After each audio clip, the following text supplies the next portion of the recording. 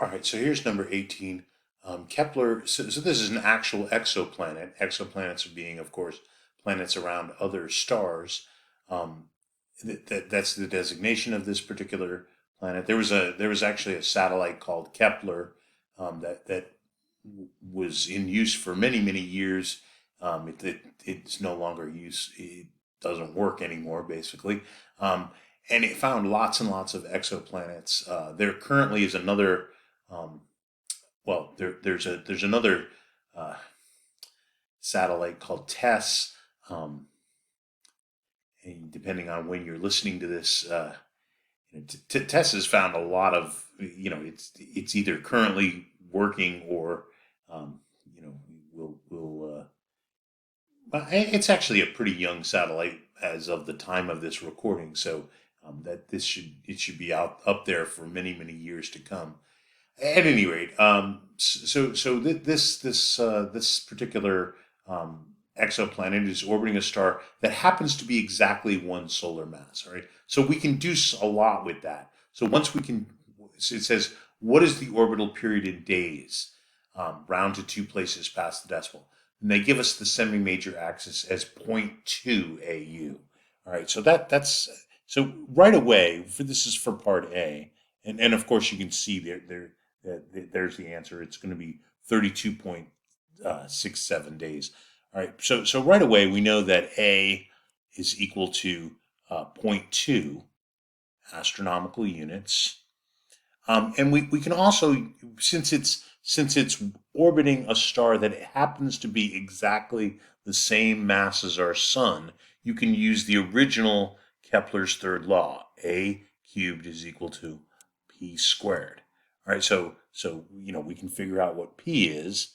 It's going to be the square root of zero point 0.2 cubed. All right, and that's going to give us an answer in years, but we can change that to days. All right, so here, let's get our calculator out. Here's the calculator. Let's clear that. Clear, please. There we go. All right, so zero point 0.2 raised, right there, raised to the third power equals, all right, so there's 0.2 raised to the third power, and then we take the square root of that. So it's this many years, right? 0.089 years, right? 0.089 years, all right? But we know that in 1 year there's 365.24 days. All right, so the years cancel. So just you multiply that number that's in your calculator by, there we go, by 365.24 times 365.24, and so this will be there's the answer to part A. So it takes, this particular exoplanet takes 32.67 days. All right, so that's the answer to our part A is 32.67. It told us to round two places past the decimal, days. All right, so that's the answer. All right, and now part B is a little bit more complicated. In part B, it says calculate the maximum Doppler shift that could be observed by this planet. So the Doppler shift is this. So it's the change in the wavelength of the light divided by the resting wavelength. We're not using that part of it, in this particular formula. That is called the Doppler shift. What we're rather going to do is we're going to use the right side of this equation, where it's the velocity. So the velocity of the exoplanet divided by the speed of light. That'll be the maximum Doppler shift. All right. So we just have to figure out in part B what's the speed of this world. All right. Now we know the radius of the world, right? With the radius r is 0.2, and so the circumference of the world. But by the way, we're gonna also need the just to keep going here with the period. All right, I'm going to change the period from days to seconds. All right, so look, if I already know that in one day there are 24 hours, and then in 1 hour there's 60 minutes, MIN, and then in 1 minute there's 60 seconds. All right, and I'm doing that for later on, as you'll see. All right, I already have the reason I'm doing it right now is because I already have this number in my calculator.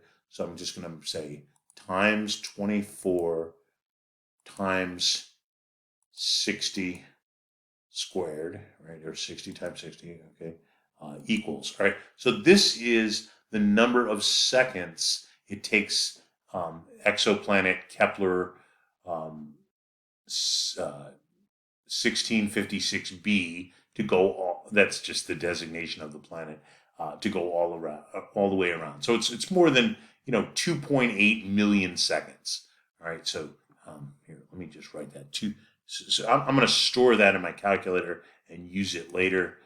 So it's roughly 2.8 times 10 to the sixth seconds. All right, so if you look at the number again, you can see there's the decimal point.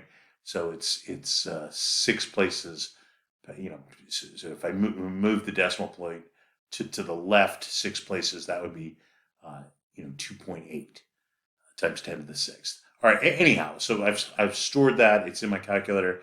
All right. So the other thing that I have to do, here, let's minimize that, is I have to figure out, the velocity is the distance that the planet travels, and the distance that it travels is the radius times times 2 pi, right? Because it's let's say it's going around in a circle. So that the circumference of any circle is 2 pi times the radius, and then we divide by the period, the period in seconds. But in this case, we want the radius to be in kilometers. All right, so here we go. All right, so it's going to be 2 pi,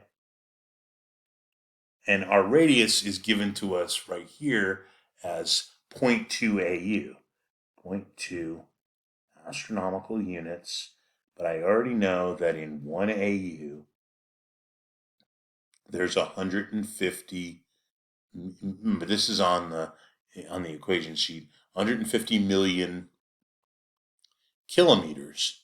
All right, so that the AU's cancel, and so what I'm doing is I've just done the numerator part, and then the denominator is going to be the 2.8 times 10 to the sixth seconds. So that'll give us kilometers per second. All right, so that's what I need it to be in. That's what I need V to be in, because C will be C is of course the speed of light, which is 3 times 10 to the fifth. All right, so we're almost done. We just have to figure this out. Okay, so figure out what this value is. All right, so that's the period that's stored in my calculator. I'm going to clear this. See, it's right there. There's the period. All right, so 2 times pi times 0.2, all right, times 150 times 10 to the sixth. All right, because that's, of course, 150 million kilometers is that's what one astronomical unit is, which is the distance between the Earth and the Sun. It's a standard unit. All right, so there's my number. It's like 188 million. So I put that goes in the numerator, and then divide it by 2.8 times 10 to the sixth. So divided by, which was already in my calculator. There it is. All right, and so that's the speed that this thing is going. All right, so in kilometers per, I'll just leave. I'll go 2 places past the decimal. So it's 66.78. 66.78 kilometers per second. And so now what I'm going to do is I'm going to figure out what V over C is. All right, so and this is going to be a really small number, and that's what the Doppler shift is. All right, so we're going to take this, so V over C is going to be 66.78, which is already in my calculator, kilometers per second, and then divide it by the speed of light, which is 3 times 10 to the fifth. You got to use kilometers per second in this case because the kilometers per second have to cancel.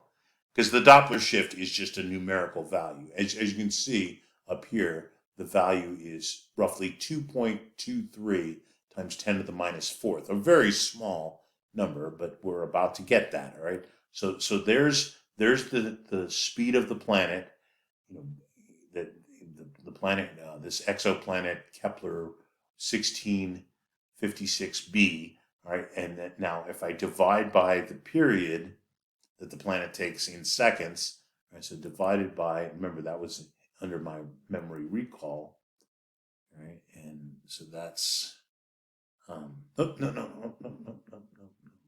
Oh, I did not want to do that. All right, here, let's do this. We're going to equals and then say times memory recall. That'll get me back to the original. All right, so there's the original number. All right, so I got to divide by the speed of light. All right, so divided by 3 times 10 to the fifth. All right, so that gives me, see, there it is. So 2.226 times 10, and see the E minus 4, 2. So if I round it to 2 places past the decimal, it becomes 2.23, right? Because the digit after the 2 is a 6, which is greater than 5, of course. So that becomes, so the Doppler shift, the V over C turns out to be 2.23 times 10 to the minus fourth. And it's just a number, right? That's what the Doppler shift is. And that's number 18.